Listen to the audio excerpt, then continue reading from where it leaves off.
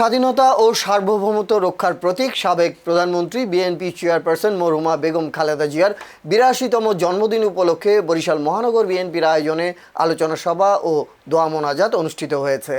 শনিবার ১৫ আগস্ট বাদ আসর নগরীর ২২ নম্বর ওয়ার্ড সিএনবি রোডস্থ অন্বেষা পাঠাগার ও ক্লাবে আয়োজিত এই অনুষ্ঠানের উদ্যোগ নেন সাবেক ছাত্রনেতা ও বরিশাল মহানগর বিএনপির সাবেক ভারপ্রাপ্ত সদস্য সচিব ও বর্তমানে সিনিয়র যুগ্ম আহ্বায়ক আফরোজা খানম নাসরিন। অনুষ্ঠানে মরহুমা খালেদা জিয়ার রাজনৈতিক জীবন, গণতন্ত্র প্রতিষ্ঠায় তার অবদান এবং দেশের স্বাধীনতা সার্বভৌমত্ব রক্ষায় তার ভূমিকার উপর আলোচনা করা হয়।